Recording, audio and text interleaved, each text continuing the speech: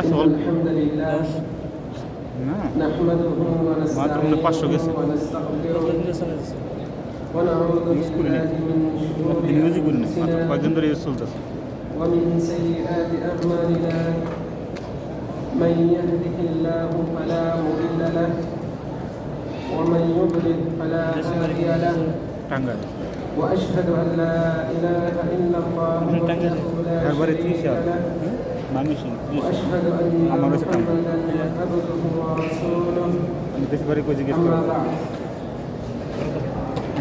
সমস্ত প্রশংসা সমস্ত গুণগান একমাত্র বিশ্বপ্রভু আল্লাহ সুবহানাহু ওয়া তাআলার জন্য, যিনি আমাদেরকে আদম সন্তান রূপে সৃষ্টি করে সম্মানিত করেছেন। জলে স্থলে এমনকি আকাশ পথে আরোহণ করিয়েছেন। হালাল স্বাস্থ্যসম্মত রিজিক দান করেছেন। অন্যান্য সৃষ্টিজীবীর উপর শ্রেষ্ঠত্ব প্রদান করেছেন। আমরা তার শুকরিয়া আদায় করছি, আলহামদুলিল্লাহ।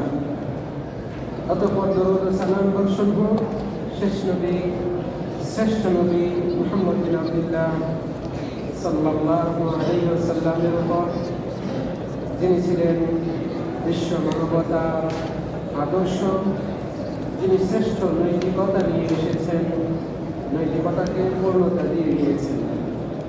আল্লাহ তাআলা তার উপর, তার পরিবারবর্গ এবং সকল সাহাবীর উপর শান্তি, রহমত ও বরকত নাযিল করুন, আল্লাহুম্মা আমিন। সম্মানিত বাংলা ভাষী মুসলিম বৃন্দ, আল্লাহ রাব্বুল আলামিনের প্রিয় বান্দাগণ, মসজিদে নববীর জিয়ারতকারী বৃন্দ, আমি আপনাদের সামনে কোরআন ও সুন্নাহর আলোকে অল্প সময়ের জন্য বয়ান পেশ করব। ইনশাআল্লাহ আপনারা নিজেরা শ্রবণ করে উপকৃত হবেন, অন্যদের কাছেও পৌঁছে দিবেন মর্মে আশাবাদ ব্যক্ত করছি। রব্বুল আলামিন আমাদের সকলকে উত্তম কাজে অংশগ্রহণের তৌফিক প্রদান করুন, আল্লাহুম্মা আমিন। প্রিয় দিনী ভাইয়েরা, আল্লাহ সুবহানাহু ওয়া তাআলা আমাদেরকে, তার সকল বান্দাদেরকে ন্যায় পরায়ণতা অবলম্বন করতে আদেশ দিয়েছেন। ইহসান অবলম্বন করা, অপরকে অভাবীদেরকে দান করা, মানুষের কল্যাণে এগিয়ে আসা, প্রত্যেক হকদারের হক যথাযথভাবে আদায় করা, এই বিষয়গুলোতে আল্লাহ সুবহানাহু ওয়া তাআলা তার বান্দাদেরকে আদেশ করেছেন। সম্মানিত দিনী ভাইয়েরা, কৃতজ্ঞতা স্বীকার করা এবং পারস্পরিক হক আদায় করা অন্যতম হচ্ছে যে পরস্পরের বা একে অপরের যে অধিকার রয়েছে এবং মানুষ যে ভালো কাজগুলো করে, এই ভালো কাজগুলোকে এবং অপরের অধিকারগুলোকে সংরক্ষণ করা এবং এটা উত্তম বিনিময় বা প্রত্যুত্তর দেওয়ার প্রচেষ্টা করা। প্রত্যেক ভালো কাজকারীকে তার সেই কাজের সুনামের সাথে স্বীকৃতি প্রদান করা, ইহসানের বিনিময়ে ইহসান করা। আল্লাহ সুবহানাহু ওয়া তাআলা এই বিষয়টি কোরআন মাজিদে আদেশ করেছেন। আল্লাহ রাব্বুল আলামিন আমাদেরকে উদ্বুদ্ধ করে বলছেন, হাল জাযাউল ইহসানি ইল্লাল ইহসান। ইহসান এর প্রতিদান ইহসান ছাড়া আর কি অন্য কিছু হতে পারে? ইহসান বলতে সৎ কাজ, ভালো কাজ, অপরের উপর দয়া করা, অন্যের হক যথাযথভাবে আদায় করা, এইভাবে যাবতীয় ভালো কাজকে বোঝায় এই ইহসান দ্বারা। তো এই যাবতীয় ভালো কাজ আমরা যাই করি না কেন, এর প্রতিদান ইহসান তথা ভালো কল্যাণ ছাড়া আর কিছু নয়। তা আল্লাহ সুবহানাহু ওয়া তাআলা এই আয়াতের মাধ্যমে উল্লেখ করেছেন। হাদিসে এসেছে, আমাদের নবী মুহাম্মদ সাল্লাল্লাহু আলাইহি ওয়াসাল্লাম বলেছেন, মান সানাআ ইলাইকুম মা'রুফান ফাকাফিউহু। তোমাদের কারো প্রতি কেউ যদি ভালো কিছু করে, কোনো উপকার করে, ফাকাফিউহু, তোমরা তাকে এর বদলা দেওয়ার চেষ্টা করো।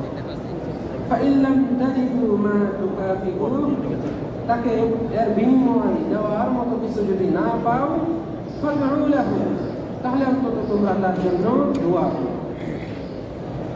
হাত্তা তা'লামু আন্নাকুম ক্বাদ কাফাতুমুহু, এত পরিমাণ দোয়া করবে যাতে করে তোমাদের মধ্যে একটা ধারণা আসে যে সে আমার প্রতি যে ইহসান করেছে, আমার যে উপকার করেছে, আমি তার জন্য এই দোয়া করার মাধ্যমে কিছু হলেও করতে পেরেছি, এমন যেন একটা ধারণা আসে।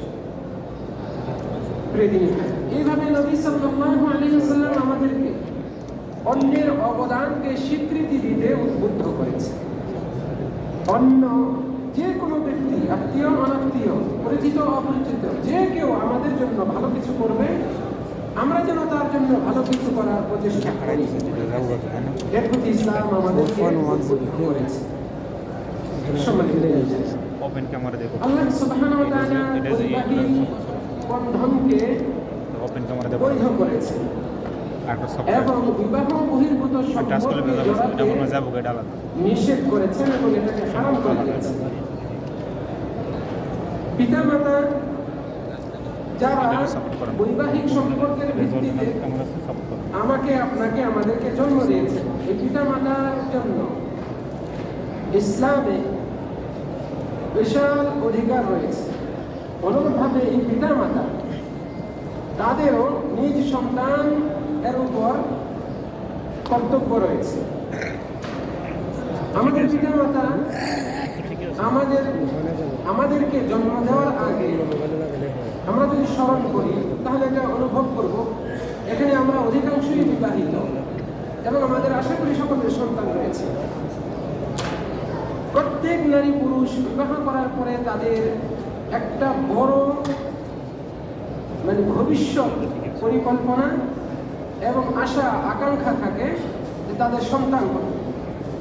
প্রত্যেক পরিবারে, বিশেষ করে যারা প্রকৃতপক্ষে এই পরিবার নীতিতে এবং ইসলাম যে এই বিষয়টিকে বৈধ করেছে এটাতে বিশ্বাস করে এবং যারা কেবলই দুনিয়ার ভোগ বিলাসিতায় মত্ত থাকে না, এরকম প্রত্যেকটা দম্পতির আকাঙ্ক্ষা থাকে যে তাদের সন্তান হবে। আল্লাহ সুবহানাহু ওয়া তাআলা এই আকাঙ্ক্ষা প্রত্যেক দম্পতির মাঝে দিয়েছেন। এই জন্য যাদের সন্তান হয় না তাদের আকাঙ্ক্ষা, তাদের হাহাকার, তাদের কষ্ট আমরা সহজে বুঝতে পারবো না। আমরা যদি লক্ষ্য করি আমাদের আশপাশে বন্ধু বান্ধবদের মধ্যে যার সন্তান নেই, যদি লক্ষ্য করি তাহলে দেখবো তার অবস্থাটা কেমন। এই একটা সন্তান পাওয়ার জন্য সে কত উপায় অবলম্বন করে, কত চিকিৎসা গ্রহণ করে, কত ঝাড়ফুঁক নেয়, কত ব্যক্তির কাছে যায় যাদের কাছে গেলে এই সম্পর্কে ভালো ধারণা পাওয়া যাবে, উপকার পাওয়া যাবে, ডাক্তারের কাছে যায়, নানানভাবে প্রচেষ্টা করে। আর আল্লাহ সুবহানাহু ওয়া তাআলার কাছে কেউ কান্নাকাটি করে? সম্মানিত এই পিতামাতা আমাদেরকে জন্ম দেওয়ার আগে থেকে আমাদের জন্য অধীর আগ্রহে ছিলেন।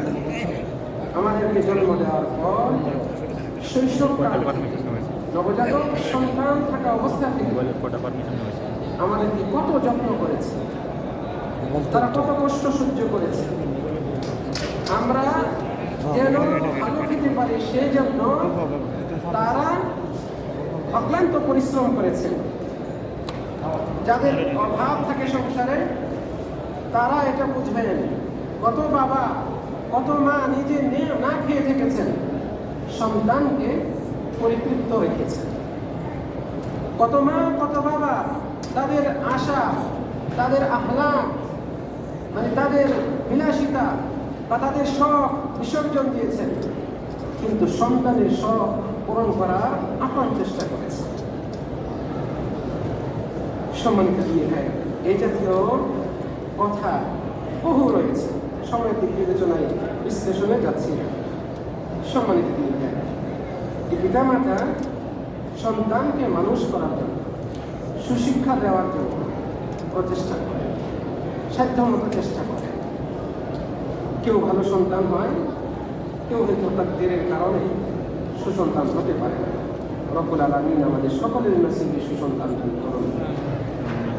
এই সন্তান যারা হবে, তথা আমরা সকলেই সন্তান। আমাদের বাবা মা রয়েছে, কারণ বাবা মা ব্যতীত আমরা দুনিয়ায় আসতে পারিনি, দুনিয়াতে কিয়ামত পর্যন্ত কেউ আসতেও পারবে না।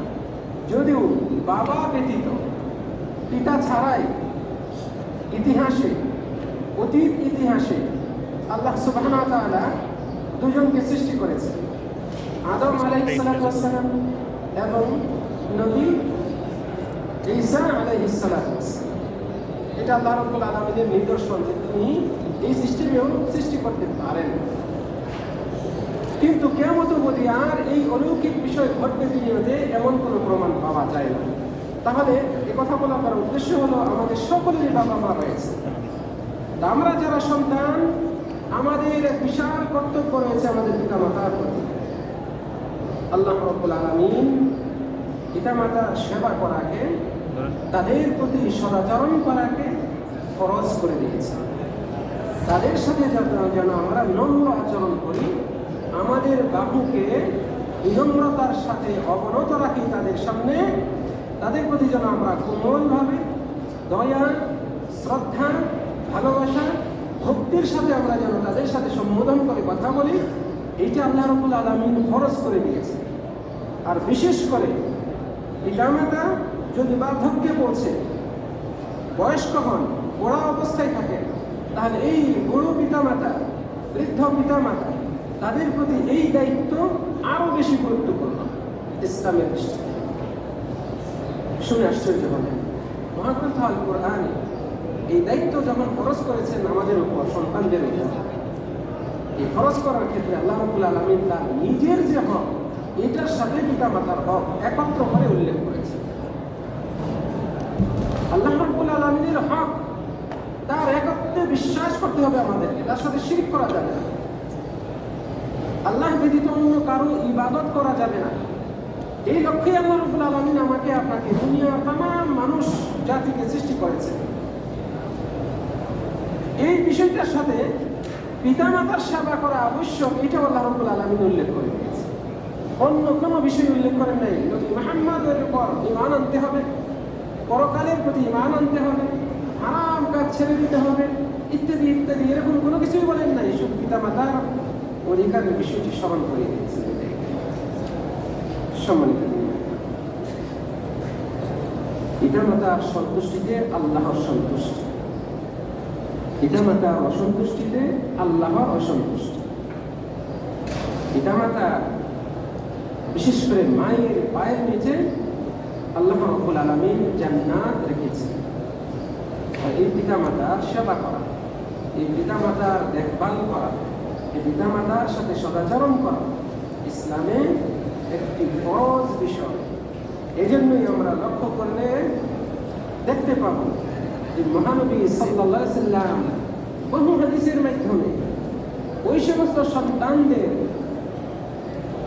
জাহান্নামের হুমকি দিয়েছেন এবং নানানভাবে তাদেরকে হুমকি দিয়েছেন যারা পিতামাতার সাথে দুর্ব্যবহার করে, পিতামাতার অবাধ্য হয়।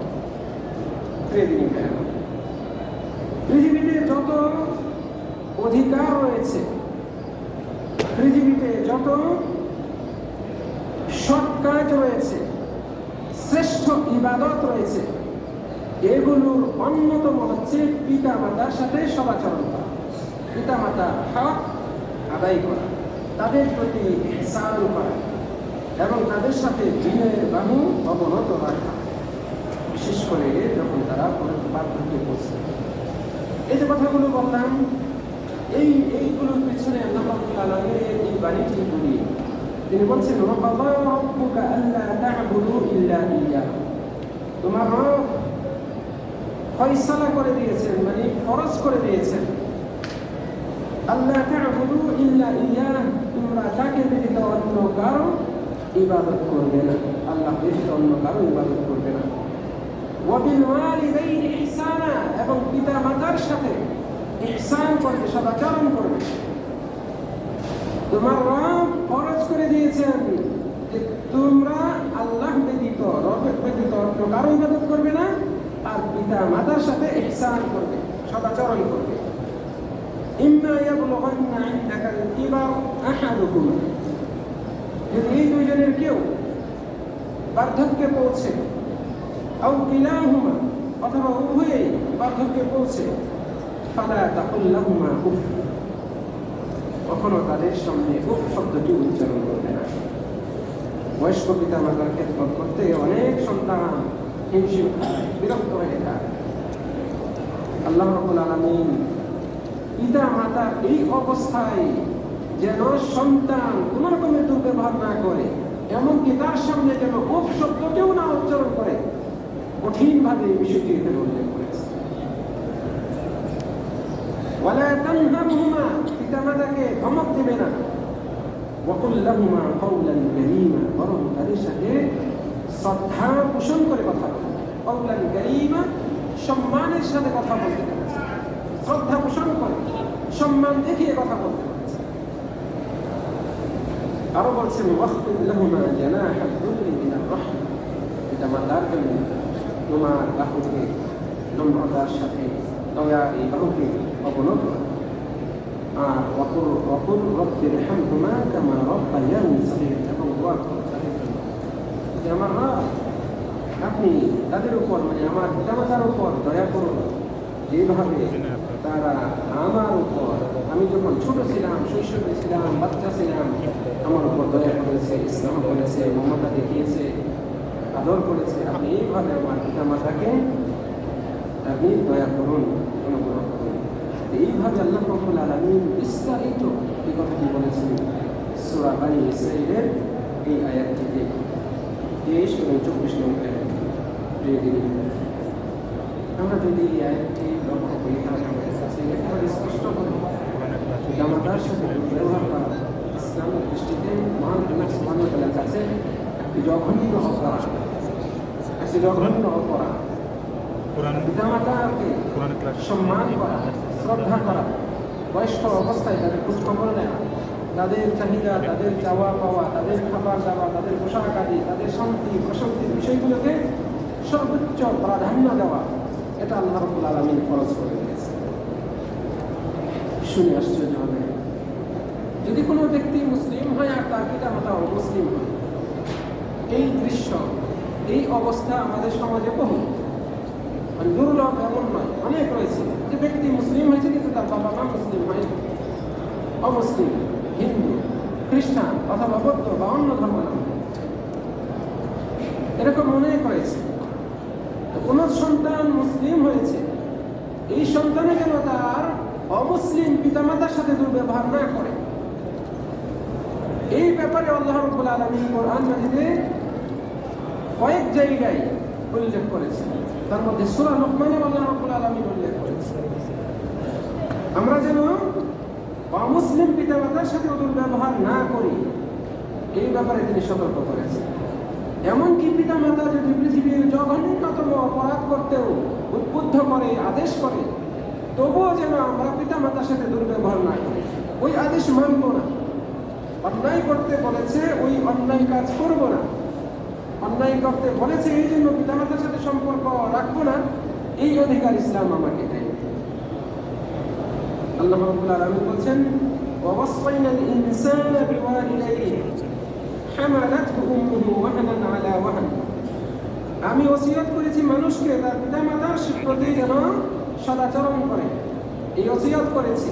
আল্লাহ তাআলা বলছেন হামালাতহু উম্মুহু ওয়াহনান আলা ওয়াহন, তার মা তাকে গর্ভে ধারণ করেছে এক কষ্টের পর আরেক কষ্ট। গর্ভে সন্তান আসার পরে প্রাথমিক অবস্থায় এক রকমের কষ্ট, সময় গড়িয়ে যায়, এই কষ্টের পরিমাণ ধীরে ধীরে বাড়তে থাকে, শরীর ভারী হয়, ওজন হয়, কষ্ট তত বেশি হয়, নাড়াচাড়া করা কঠিন হয়। এই যে কষ্ট 8-9 মাস 10 মাস পর্যন্ত আল্লাহ রাব্বুল আলামিন বলছেন এই ধাপে ধাপে, এক ধাপের পর আরেক ধাপ, এক কষ্টের পর আরেক কষ্ট সে সহ্য করেছে তার মা, এভাবে তাকে গর্ভে ধারণ করেছে। তারপরে আল্লাহ তাআলা বলেন হামলুহু ওয়া ফিসালুহু ফি আমাইন, এবং তাকে গর্ভে ধারণ করেছে, তারপরে সন্তান প্রসব করার পরে তাকে দুগ্ধ পান করিয়েছে 2 বছর পর্যন্ত। আল্লাহ রাব্বুল আলামিন আদেশ করছেন ওয়াসাইনাল ইনসানা বিওয়ালিদাইহি, আমি মানুষকে ওসিয়ত করেছি, আদেশ দিয়েছি তার পিতা মাতার সাথে যেন আনিশকুরলি ওয়ালিওয়ালিদাই, যে তোমরা আমার শুকরিয়া আদায় করো এবং তোমার পিতা মাতার শুকরিয়া আদায় করো। এটা আল্লাহ তাআলার আদেশ। আল্লাহ তাআলা তার নিজের মানে আল্লাহর শুকরিয়া আদায় করতে বলেছেন এবং পিতা মাতার শুকরিয়া আদায় করতে আদেশ করেছেন। ইলাইয়াল মাসির, আমার কাছে তোমাদেরকে ফিরে আসতে হবে।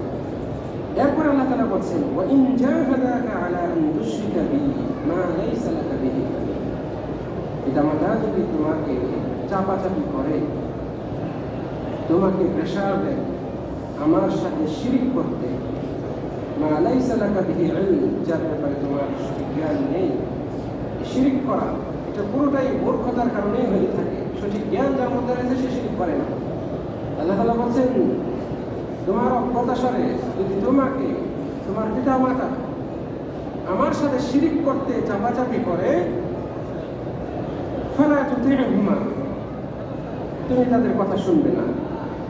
ওয়া সাহিবহুমা ফিদ দুনিয়া মা'রুফা, তবে দুনিয়াতে অবশ্যই তাদের সাথে সদাচরণ করবে। পিতা মাতা শিরিক করতে আদেশ করলেন তাদের সাথে ব্যবহার করা যাবে না।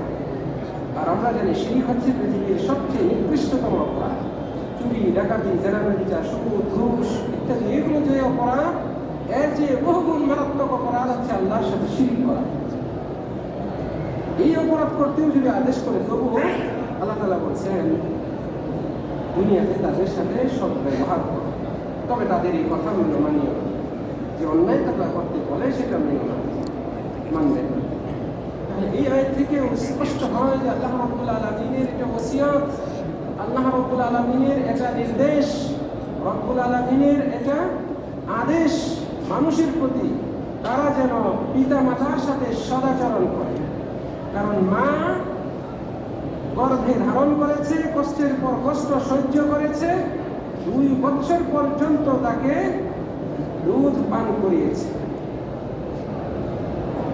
এরপর আল্লাহ রাব্বুল আলামিন বলছেন কাজে এই যে সিস্টেম আমি দিলাম তোমরা আমার শুকরিয়া আদায় করো, আর এই পিতা মাতারও শুকরিয়া আদায় করো, যেহেতু তারা তোমাকে এত কষ্ট সহ্য করে লালন পালন করেছে।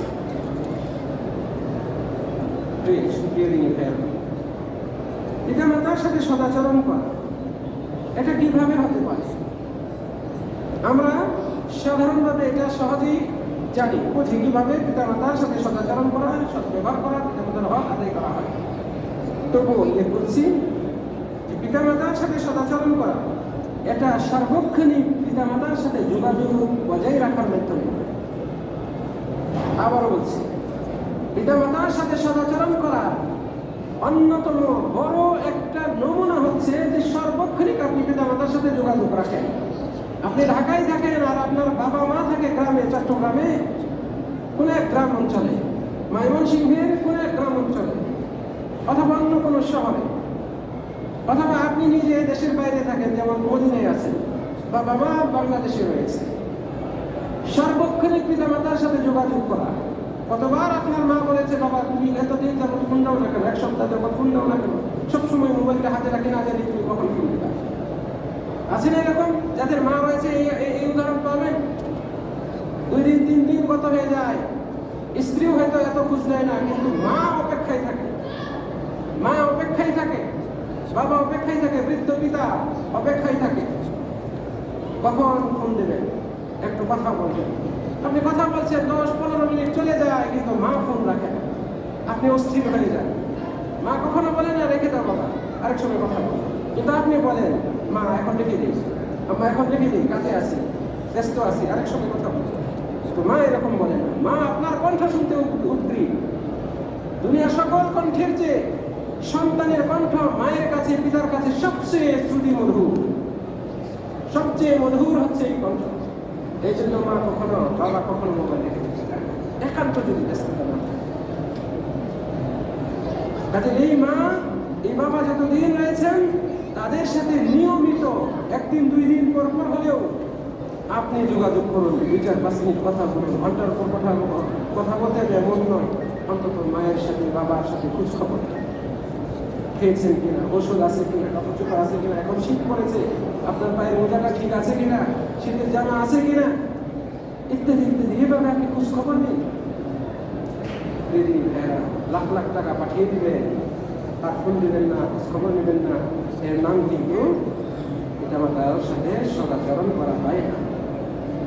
টাকা দিয়ে যদি এটা হতো তাহলে তার বাকি বিষয়গুলো ইসলামে এত গুরুত্ব দেওয়া হবে না।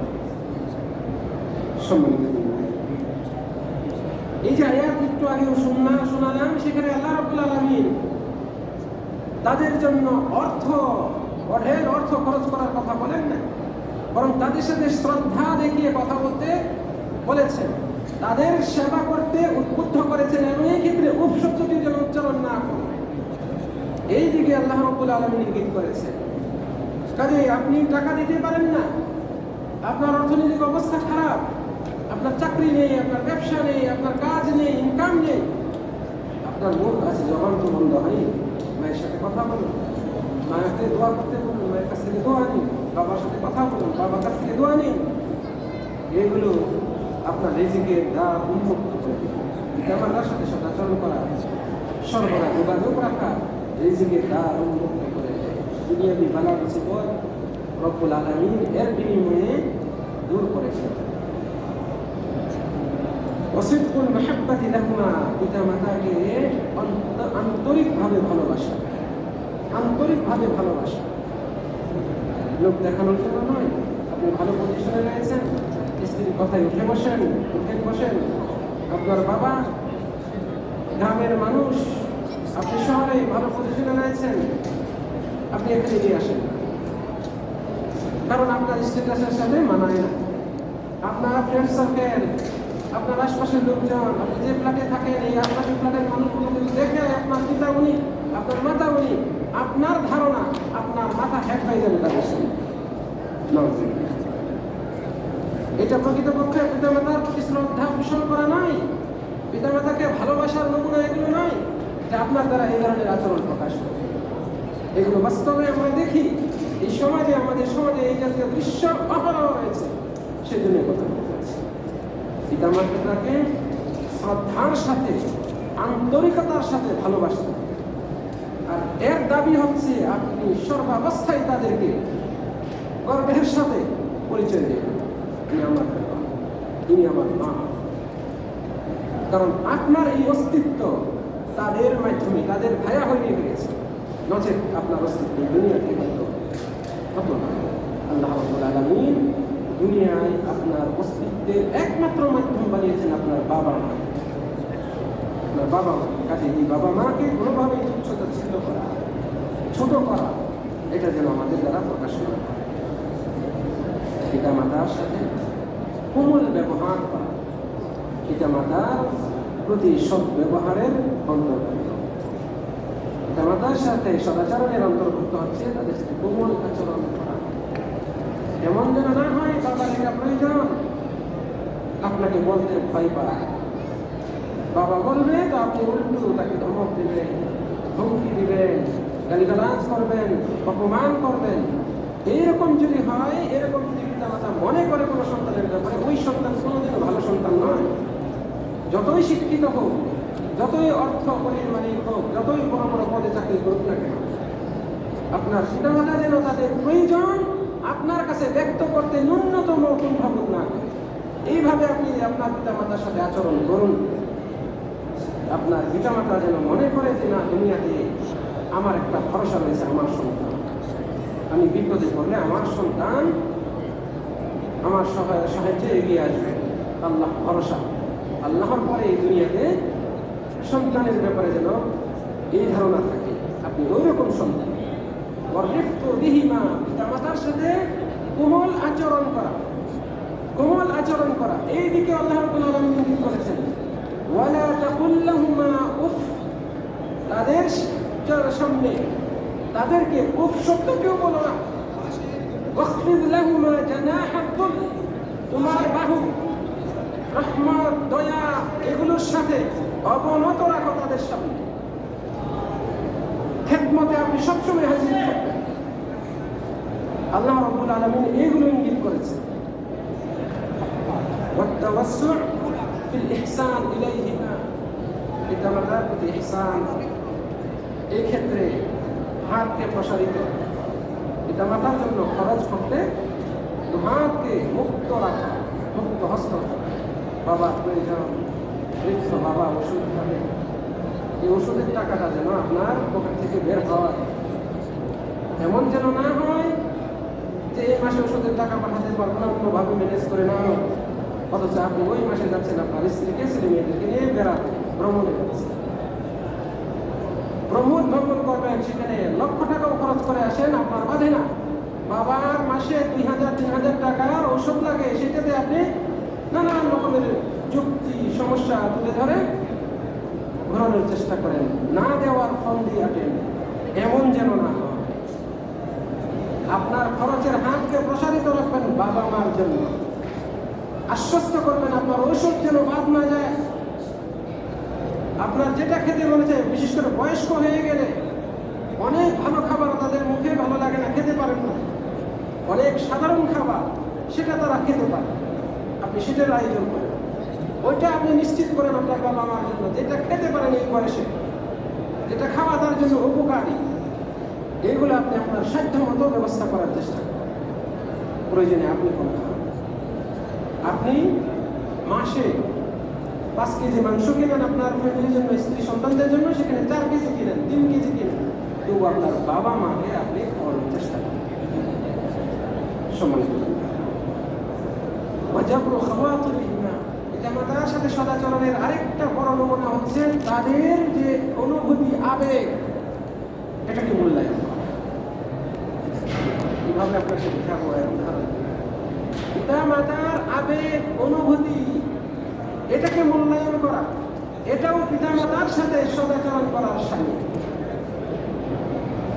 পিতামাতার সাথে শব্দ ব্যবহার করার সামিল হচ্ছে এটা, যে তাদের যা আবেগ রয়েছে সেগুলো পালন করার চেষ্টা করে। বাবা প্রায়শই দাওয়াত দেয়, পাশের মানুষ বন্ধু আছে, সুস্থ সবল ছিলেন সময় ডাক দিয়ে নিয়ে আসতেন, নামাজ পড়ে আসার সময় সাথে করে নিয়ে এসে পড়তেন অমুক ব্যক্তিকে, তার সাথে ভালো সম্পর্ক। এখন বয়স হয়ে গিয়েছে, বাইরে বের হতে পারেন না, আপনি তার ওই লোককে যার সাথে আপনার বাবা ওঠা বসা করতেন তাকে নিয়ে আসেন, আপনার বাবার সাথে ঘরে বাড়িতে ভালো খাবারের আয়োজন করে তাকে নিয়ে আসলেন। এই বাবা আনন্দ পাবে, এই আনন্দ রব্বুল আলামিন এর কাছে বিফলে যাবে। আপনি যে আনন্দটা আপনার বাবার অন্তরে দিলেন, প্রবেশ করালেন, এটার মূল্য মহামূল্য, অমূল্য, এটা কোনো মূল্য দিয়ে মানে মাপা যাবে। মা তার আবেগ রয়েছে, তার বিশেষ উপলব্ধি রয়েছে, আপনি সেগুলো পূরণ করার চেষ্টা করেন। মা বাবার কোনো বিশেষ শখ, এগুলো বৈভব, এগুলো পূরণ করার চেষ্টা করেন, এগুলোর মাধ্যমে তারা আনন্দিত হবে, প্রশান্তি লাভ করবে, এই জাতীয় কাজ। এর সাথে যেগুলো উল্টো, এই বিষয়গুলো থেকে নিজেকে হেফাজতে রাখার পূর্ণ চেষ্টা করুন। কাজে পিতামাতার সাথে দুর্ব্যবহার করা, পিতামাতার অবাধ্যতার সামিল, তাদের প্রতি কর্তব্য পালনে ত্রুটি করার সামিল, তাদের হক নষ্ট করার সামিল, এইগুলো থেকে আমাদেরকে সর্বোচ্চ সতর্ক। সম্মানিত দিন,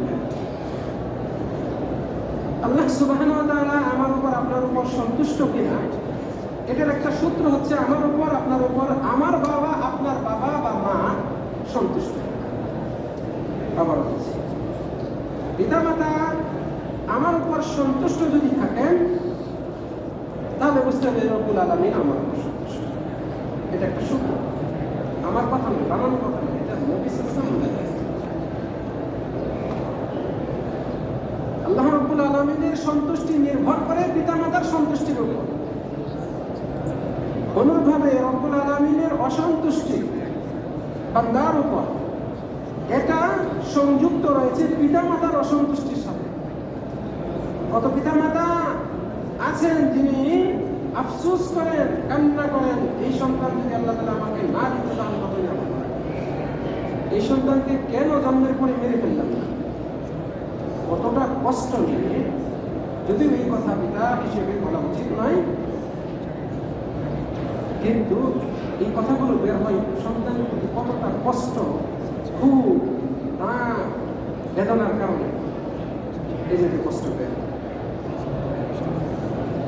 যে সন্তানের প্রতি পিতামাতার প্রধান্বিত থাকেন, আল্লাহ রাব্বুল আলামিন তার উপর প্রধান্বিত থাকেন। আমাদের নবী মুহাম্মদ সাল্লাল্লাহু আলাইহি ওয়াসাল্লাম বলেছেন, রিদাল রাব্বি রিদাল ওয়ালিদ, রবের সন্তুষ্টি পিতার সন্তুষ্টিতে রয়েছে। ওয়া সাখাতুর রাব্বি বিসাখাতিল ওয়ালিদ, রবের অসন্তুষ্টি পিতার অসন্তুষ্টির মধ্যে রয়েছে। আর পিতা এর সন্তুষ্টি আর অসন্তুষ্টির উপর নির্ভর করবে রবের সন্তুষ্টি। সুনানে তিরমিজি এবং বিশুদ্ধ হাদিস। আবু দারদা রাদিয়াল্লাহু আনহু থেকে বর্ণিত, নবী সাল্লাল্লাহু আলাইহি ওয়াসাল্লাম বলেছেন, আল ওয়ালিদু আওসাতু আবওয়াবিল জান্নাহ, জান্নাতের বহু দরজা রয়েছে, কিন্তু জান্নাতের মাঝখানের দরজা হচ্ছে পিতা। আল ওয়ালিদু আওসাতু আবওয়াবিল জান্নাহ, জান্নাতের মাঝামাঝি যে দরজা সেটা হচ্ছে পিতা। ফাহাফিজ আলা যালিকাল বাব, কাজেই তুমি তোমার ওই দরজাটাকে সংরক্ষণ করার চেষ্টা করো। তার মানে কি? পিতামাতার সাথে সদাচরণ করো। পিতামাতাকে সদাচরণ করলে আমার জন্য জান্নাতের মধ্যখানের দরজাটা সংরক্ষিত থাকবে। মুস্তাদরাক হাকিমের পিতামাতার সাথে সদাচরণ করা এটা পৃথিবীতে যত শ্রেষ্ঠ ইবাদত রয়েছে, শ্রেষ্ঠ ইবাদত, আল্লাহর কাছে সবচেয়ে প্রিয় যে সমস্ত ইবাদত, এগুলোর অন্যতম পিতামাতার সাথে সদাচরণ করা। আব্দুল্লাহ বিন মাসউদ রাদিয়াল্লাহু আনহু থেকে বর্ণিত, তিনি বলছেন, আমি রাসূল সাল্লাল্লাহু আলাইহি ওয়াসাল্লামকে জিজ্ঞেস করলাম, আইয়ুল আমালি আহাব্বু ইলাল্লাহ, কোন আমলটি আল্লাহর কাছে সবচেয়ে প্রিয়? রাসূল সাল্লাল্লাহু আলাইহি ওয়াসাল্লাম বললেন, আস-সালাতু আলা ওয়াক্তিহা, যথাসময়ে সালাত আদায় করা। উত্তরে বললেন, আল্লাহর কাছে সবচেয়ে প্রিয় আমল হচ্ছে যথাসময়ে সালাত আদায় করা। এই সাহাবী বলছেন, কুলতু, আমি বললাম, সুম্মা আইয়ুন, এরপরে কোন আমলটি? ক্বালা বিররুল ওয়ালিদাইন, রাসূল সাল্লাল্লাহু আলাইহি ওয়াসাল্লাম বললেন, পিতামাতার সেবা করা, পিতামাতার সাথে সদাচরণ করা, সালাত আদায় করা যথাসময়ে, এটা হচ্ছে শ্রেষ্ঠ আমল পৃথিবীতে, বাহ্যিক যে আমলগুলো। এরপরে কোনটা? রাসূল সাল্লাল্লাহু আলাইহি ওয়াসাল্লাম বললেন, পিতা মাতার সাথে সদাচরণ করা। জিজ্ঞেস করলাম, তারপরে কোনটি? তিনি বললেন, আল জিহাদু ফি সাবিলিল্লাহ, আল্লাহর রাস্তায় জিহাদ করা। বুখারী মুসলিম শরীফের হাদিস। অন্য আরেক হাদিসে এসেছে, এক ব্যক্তি নবী সাল্লাল্লাহু আলাইহি ওয়াসাল্লামের কাছে এসে বললেন এবং অনুমতি চাইলেন জিহাদে যাওয়ার জন্য। জিহাদে যাবেন, কোনো এক জিহাদের জন্য রাসূল সাল্লাল্লাহু আলাইহি ওয়াসাল্লাম নাম দেখাচ্ছেন বা লিস্ট করছেন কারা কারা জিহাদে যাবে। তো এক সাহাবী এসে তিনিও জিহাদে যাবেন বলে অনুমতি চাইলেন। রাসূল সাল্লাল্লাহু আলাইহি ওয়াসাল্লাম বললেন, আহাইয়ুন ওয়ালিদা, তোমার বাবা মা জীবিত আছেন? তিনি বললেন, না, হ্যাঁ, আমার বাবা মা জীবিত আছে। রাসূল সাল্লাল্লাহু আলাইহি ওয়াসাল্লাম বললেন, ফাবিহিমা জাহিদ, তাহলে তুমি তোমার পিতামাতার সাথে জিহাদ করো। তুমি তোমার পিতামাতাকে নিয়ে জিহাদ করো, মানে তাদের সেবা শুশ্রূষা করে জিহাদের সওয়াব অর্জন করো। এটাও বুখারী মুসলিম শরীফের হাদিস। আরেকটি হাদিস মুআবিয়া বিন জাহিমা আস-সুলামি রাদিয়াল্লাহু আনহু থেকে বর্ণিত, তিনি বলছেন যে একদিন জাহিমা রাদিয়াল্লাহু আনহু রাসূল সাল্লাল্লাহু আলাইহি ওয়াসাল্লামের কাছে আসলেন। এসে বললেন, হে আল্লাহর রাসূল, আরাদতু আন আগযু ওয়া ক্বাদ জি'তু আস্তাশীরুকা, আমি তো জিহাদ করতে যেতে চাই, আপনার সাথে এই বিষয়ে পরামর্শ করতে চাই। আমি এই জন্য আপনার সাথে পরামর্শ করতে এসেছি, আমি তো মুখ জিহাদে যাব, এই বিষয়ে আপনার সাথে পরামর্শ করতে এসেছি। রাসূল সাল্লাল্লাহু আলাইহি ওয়াসাল্লাম বললেন, আপনাকা মিনহুম, তোমার কি মা আছেন? তিনি বললেন, হ্যাঁ। রাসূল সাল্লাল্লাহু আলাইহি ওয়াসাল্লাম বললেন, ফালজামহা ফাইন্নাল জান্নাতা তাহতা রিজলাইহা, তুমি তোমার মায়ের সেবা করো, কারণ মায়ের দুই পায়ের নিচে সন্তানের বেহেশত। সাহাবী জিহাদে যাবেন, জিহাদে যাওয়া কত বড় ফজিলতের কাজ, কত বড় সওয়াবের কাজ।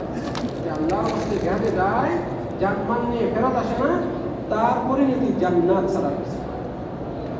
যে আল্লাহর রাস্তায় যাবে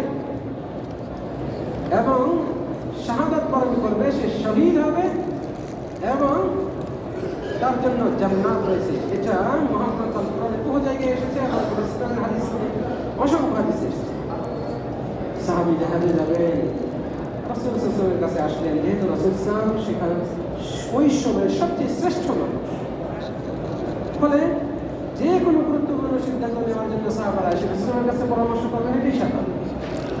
তিনি আসেন, রাসূল বললেন, তোমার বৃদ্ধ মা আছে, তোমার মা আছেন? হ্যাঁ আছে।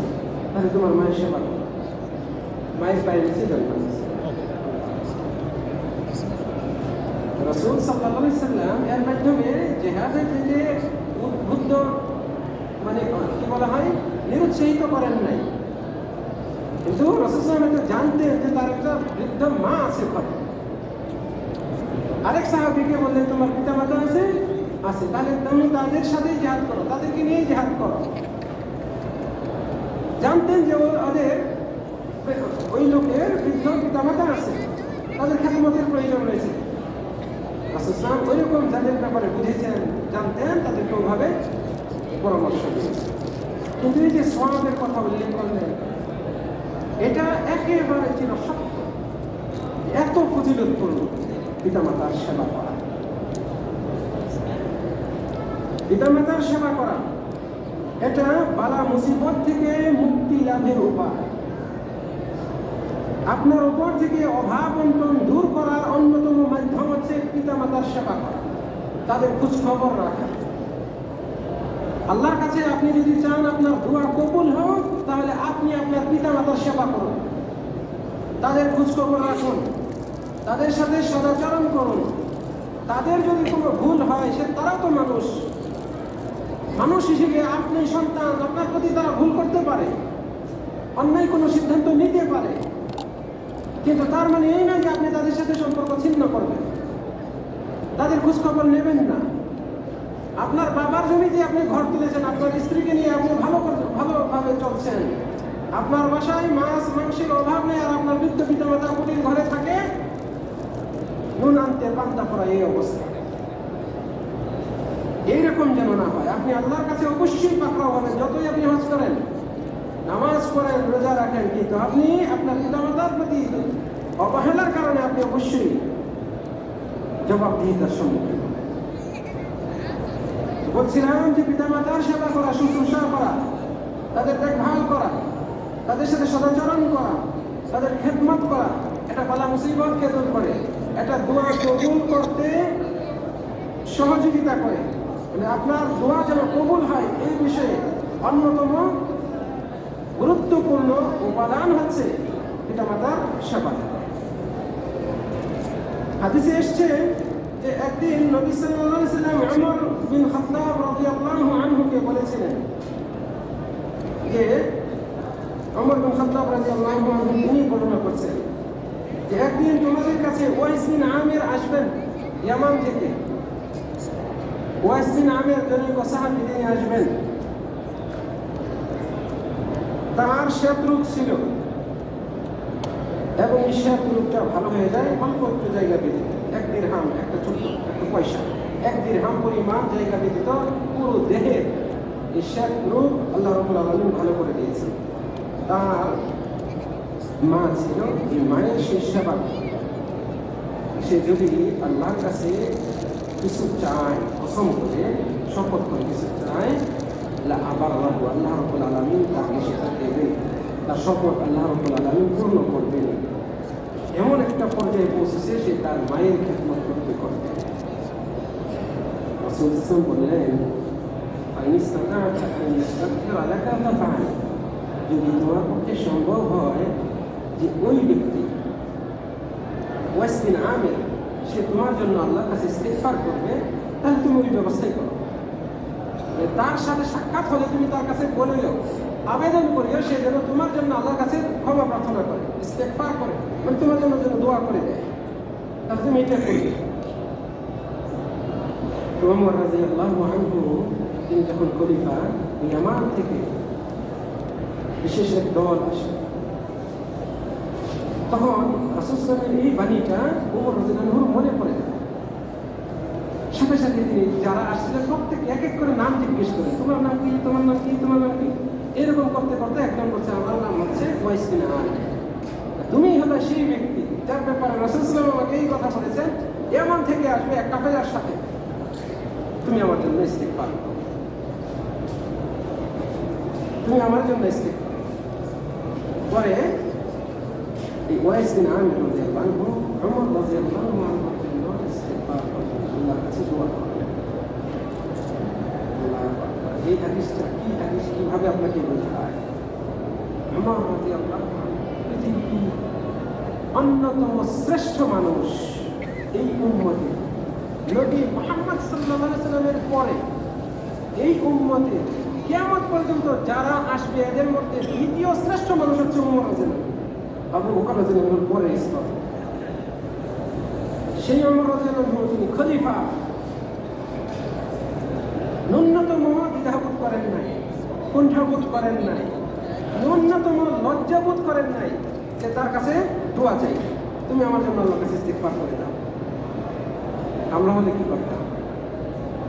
আমি এত বড় পীর সাহেব, আমি এত বড় পদে রয়েছি, আমি কিভাবে সাধারণ ব্যক্তির কাছে দোয়া চাই? কুণ্ঠাবোধ করতাম। আল্লাহ আমাদের হেফাজত। কিন্তু ওমর রাদিয়াল্লাহু আনহু যার ব্যাপারে রাসূল বলেছেন আমার পরে কেউ নবী হলে ওমর হওয়ার ওমর হল। সেই ওমর রাদিয়াল্লাহু আনহু রাসূল সাল্লাল্লাহু আলাইহি ওয়াসাল্লামের বাণী যা তিনি শুনেছেন সে অনুযায়ী তাই করতেন। তোমার ব্যাপারে রাসূল কথা বলেছেন, তুমি আমার জন্য দোয়া করো, ইস্তিগফার, সাহাবী ইস্তিগফার। এই হাদিস থেকে আরো অনেক ফায়দা রয়েছে, বহু ফায়দা রয়েছে। তার মধ্যে অন্যতম হচ্ছে কোনো ভালো মানুষ, আমলদার ব্যক্তির কাছে আমরা দোয়া চাইতে পারি। বুঝাতে পেরেছি আশা করি, একেবারে স্পষ্ট করি। আপনি আমলদার বিশেষ বড় আলেমের কাছে গিয়েছেন, তার কাছে দোয়ার দরখাস্ত করে আসেন, এটা একেবারে জায়েজ, একেবারে জায়েজ। এটা একটা তার দলিল। সহিহ মুসলিম শরীফের হাদিস, একেবারে বিশুদ্ধ হাদিস।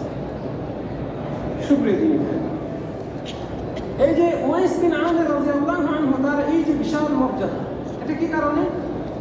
এই হাদিসে রাসূল সাল্লাল্লাহু আলাইহি ওয়াসাল্লাম একটা আমলের কথাই উল্লেখ করেছেন, এই সাহাবীর একটা গুণ উল্লেখ করেছেন, সেটা হচ্ছে লাহু ওয়ালিদাতুন হুয়া বিহা বিরর। তার মা রয়েছে, সে তার মায়ের প্রতি সদাচরণকারী, মায়ের প্রতি সৎ ব্যবহার, মায়ের সেবা, এটা হচ্ছে তার বড় গুণ। আর এই কারণে আল্লাহ রাব্বুল আলামিন তাকে এত মর্যাদা দিয়েছেন যে সে আল্লাহর কাছে কিছু চাইলে আল্লাহ তাআলা সেটা কবুল করবেনই।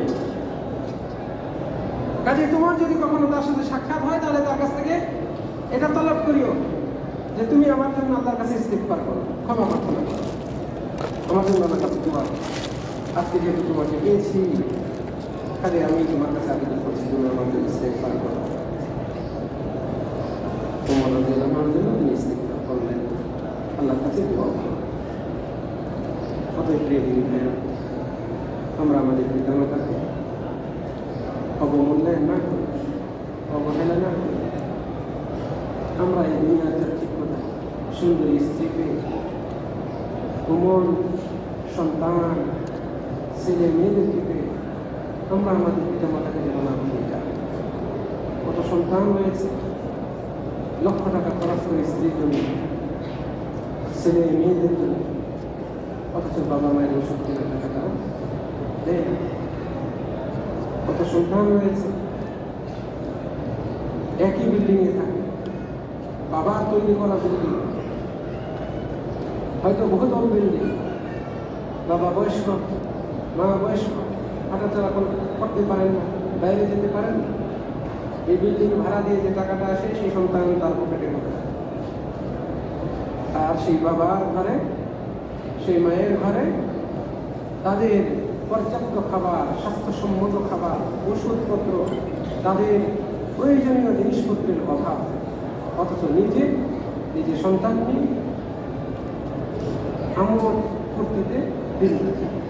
এরকম যেন কত সন্তান রয়েছে বৃদ্ধ পিতামাতা গ্রামের বাড়িতে থাকে, স্ত্রী সন্তানকে নিয়ে শহরে থাকে, ফ্ল্যাট বাসায় থাকে, অথচ বাবা মাকে দেখতে যায়।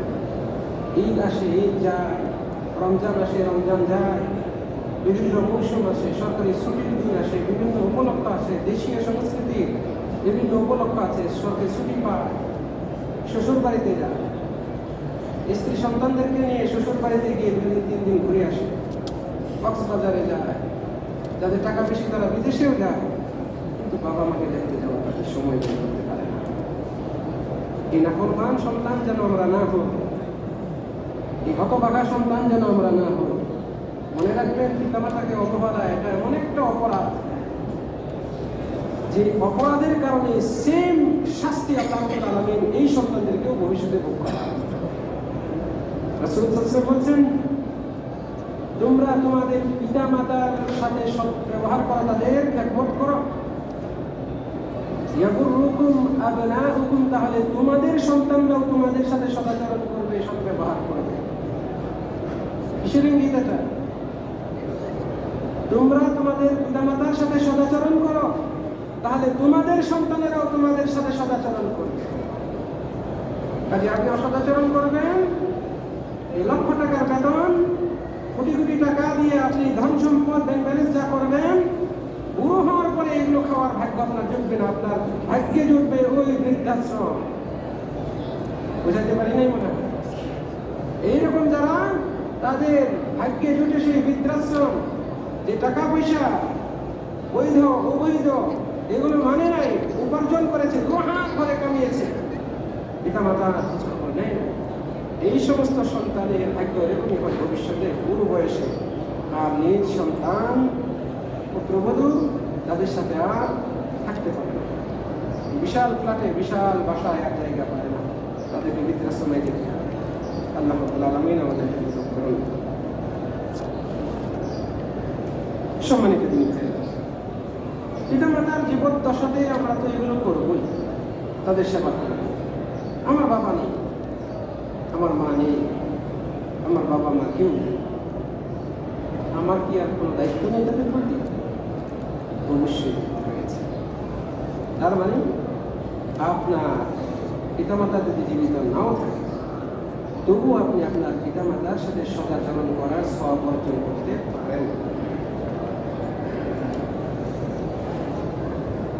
তাহলে এটার জন্য আমাদের যা করণীয় তার অন্যতম হচ্ছে, পিতামাতার যদি কোনো প্রতিশ্রুতি থাকে, ওয়াদা থাকে, জীবিত অবস্থায় প্রতিশ্রুতি দিয়েছে, সেটা পূরণ করার আগেই মারা গিয়েছে, আমরা এটা পূরণ করার চেষ্টা করি। পিতামাতা যদি ঋণ করে থাকেন, মারা গিয়েছে, দুজন অথবা দুজনের কোনো একজন মারা গিয়েছে, সেই ঋণ পরিশোধ করে পিতামাতার জন্য দান করা, তাদের জন্য দোয়া করা, তাদের প্রতি ইহসান এর সাথে তাদেরকে স্মরণ করা এবং আল্লাহর কাছে দোয়া করা। পিতামাতা যারা আত্মীয়, তাদের সাথে সুসম্পর্ক বজায় রাখা। আবারও বলছি, পিতামাতা মারা গিয়েছেন, কিন্তু পিতার আত্মীয় আছে, পিতার বন্ধু আছে, মা তার বান্ধবী আছে, মায়ের দিক থেকে যারা আত্মীয়, এদের সাথে সুসম্পর্ক বজায় রাখা পিতামাতার সাথে সদাচরণ করার সামিল। হাদিসে এসেছে, জনৈক সাহাবী রাসূল সাল্লাল্লাহু আলাইহি ওয়াসাল্লামকে বললেন, হে আল্লাহর রাসূল, হাল বাকিয়া মিন বিররি আবওয়াইয়া শাইউন বা'দা মাউতিহিমা আবরুহুমা? আমার বাবা মার মৃত্যুর পর এমন কোনো সৎ কাজ আছে যে সৎ কাজগুলো আমি আমার পিতামাতার জন্য করতে পারি, যেগুলোর মাধ্যমে আমি পিতামাতার সাথে সদাচরণকারী হতে পারি? রাসূল সাল্লাল্লাহু আলাইহি ওয়াসাল্লাম বললেন, নাম, হ্যাঁ তুমি করতে পারো। তারপরে রাসূল সাল্লাল্লাহু আলাইহি ওয়াসাল্লাম 4টা আমল শিখালেন।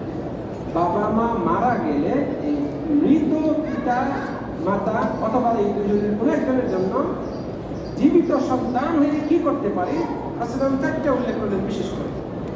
1 নম্বর হচ্ছে দুআউ লাহুমা, তাদের জন্য দোয়া করা, ওয়াল ইস্তিগফারু লাহুমা, তাদের জন্য দোয়া ইস্তিগফার করা, ওয়া ইনফাযু আহদিহিমা, তাদের ওয়াদা প্রতিশ্রুতি পূর্ণ করা। তারা ওসিয়ত করেছেন, তারা ওয়াদা দিয়েছিলেন, যে সামনের বছর ইনশাআল্লাহ আমি এই মাদ্রাসার জন্য 5 মণ ধান দেব, সামনের মৌসুমে ওয়াদা দিয়ে আসছে, ভালো কাজে ওয়াদা এটা। কিন্তু আল্লাহ রাব্বুল আলামিন তার আয়ু ওই পর্যন্ত রাখেন নাই, কিন্তু আপনি জানতেন যে আমার বাবা তো এই ওয়াদা করেছে, আপনার দায়িত্ব হচ্ছে এটা পূর্ণ করে দেওয়া। এর মাধ্যমে আপনার পিতার প্রতি আপনি ইহসান করলেন। এইরকম যদি ওয়াদা থাকে অথবা ওসিয়ত থাকে, এগুলো পূর্ণ করা। ওয়াল মুদ ওয়া ওয়াসলু সিলাতিহি, এবং তাদের যে সম্পর্ক, এই সম্পর্কগুলোকে বজায় রেখে চলা। এই ক্ষেত্রে রাসূল বললেন ওয়াসিলাতুর রহিম আল্লাতী লা রহিমা লাকা ইল্লা মিন কিবালিহি, এবং ওই আত্মীয়দের সাথে সুসম্পর্ক বজায় রাখা যাদের সাথে আত্মীয়তা হওয়ার পথ কেবলই তারা, পিতা বাবা, আপনার খালা, আপনার মায়ের কারণে তিনি আপনার খালা হয়েছে, মায়ের দিক থেকে আপনার নানি, তাদের সাথে সম্পর্ক হওয়ার রাস্তা একটাই, ভায়া একটাই, সেটা হচ্ছে আপনার মা। হাদিসে আসছে খালা মায়ের মতো, মায়ের অবদানে খালাই মা, এত সম্মানের দিক থেকে। তাহলে তাদের সাথে সুসম্পর্ক রাখা। চাচা, দাদা, এদের সাথে সম্পর্ক কিভাবে হবে? কেবল বাপের কারণে। আপনি আপনার বাবার সন্তান, ফলে আপনার দাদার সাথে সম্পর্ক হয়েছে আপনার বাবার ভাইয়া হয়েছে। তাহলে যে সমস্ত আত্মীয় আপনার বাবা অথবা মা ছাড়া অন্য কোনো উপায় নেই তাদের সাথে আত্মীয়তার সম্পর্ক হওয়া, এরকম আত্মীয়দের সাথে সুসম্পর্ক বজায় রাখা, তাদের বিপদে এগিয়ে আসা, সাহায্য সহযোগিতা করা, সর্বদা তাদের সাথে সুসম্পর্ক রাখা, খোঁজখবর রাখা। বাবা নাই, মা নাই, এখন আর নানি বাড়ি, নানা নানি বা খালা যারা রয়েছেন তাদের সাথে আর কোনো খবর নেই, আর যোগাযোগ নাই, বছরকে বছর, এমন যেন না। বাবা নেই, দাদা আছেন, দাদার সাথে যোগাযোগ, দাদা নেই, চাচা আছেন, চাচার সাথে যোগাযোগ, দাদির সাথে যোগাযোগ, এরকম এদের সাথে সম্পর্ক। 4 নম্বরে রাসূল সাল্লাল্লাহু আলাইহি ওয়াসাল্লাম বলেছেন ওয়া ইকরামু সাদীকিহিমা, সবচেয়ে আরেকটা গুরুত্বপূর্ণ বিষয়, বৃদ্ধ পিতা মাতার বন্ধু, মায়ের বান্ধবী, তাদেরকেও সম্মান করা, তাদেরকেও সম্মান করা। আলোচনার মাঝখানে একটু এই ব্যাপারে আলোচনা করেছি। মায়ের বান্ধবী বা মা যাদের সাথে উঠা বসা করতেন, যাদের কাছে আসতেন, যাদের কাছে যেতেন মাঝে মধ্যে, অথবা বাবা যাদের সাথে উঠা বসা করতেন, এইরকম বন্ধু পর্যায়ে যারা রয়েছে তাদের সাথে সব সময় সম্মান দিয়ে কথা বলা, খোঁজ খবর নেওয়া, মাঝে মধ্যে তাদের কাছে যাওয়া, কিছু হাদিয়া নিয়ে যাওয়া, ইত্যাদি ইত্যাদি।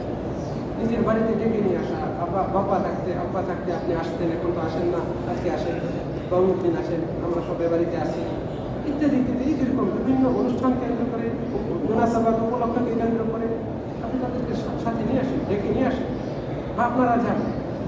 পিতা মাতার যারা বন্ধু বান্ধব ছিলেন তাদের সাথে সম্পর্ক বজায় রাখা, তাদেরকে পূর্ণ শ্রদ্ধা করা, এটা পিতা মাতার প্রতি সদাচরণ করার সাথে। রব্বুল আলামিন আমাদের সকলকে তৌফিক দান করুন। নবী সাল্লাল্লাহু আলাইহি ওয়াসাল্লাম বলেন ইন্না আবাররাল বিররি সিলাতুল ওয়ালাদি আহলা উদ্দি আবি। মুসলিম শরীফের হাদিস। অন্যতম শ্রেষ্ঠ পিতামাতার সাথে সদাচরণকারী আমল হচ্ছে পিতামাতার সাথে যার, বাবার সাথে যাদের সুসম্পর্ক ছিল তাদের সাথে সুসম্পর্ক বজায় রাখা। বাবার সাথে যাদের সুসম্পর্ক ছিল তাদের সাথে সুসম্পর্ক বজায় রাখা, তাদেরকে খেদমত করা, তাদের সেবা করা, এটাও অন্যতম শ্রেষ্ঠ আমল, পিতা মাতার প্রতি সদাচরণ করা। রব্বুল আলামিন আমাদের সকলকে তৌফিক দান করুন। রব্বুল আলামিনের কাছে কামনা করি রব্বুল আলামিন আমাদের এই জীবনে প্রত্যেকের হক যথাযথভাবে আদায় করার তৌফিক দান করুন। আমরা এই ধরনের জীবনে ক্ষণস্থায়ী এই দুনিয়ায় যতদিন আমরা যেন চেষ্টা করি প্রত্যেকের হক যথাযথভাবে আদায় করা। রব্বুল আলামিন আমাদেরকে তৌফিক দান করুন। আমাদের পিতামাতার যেমন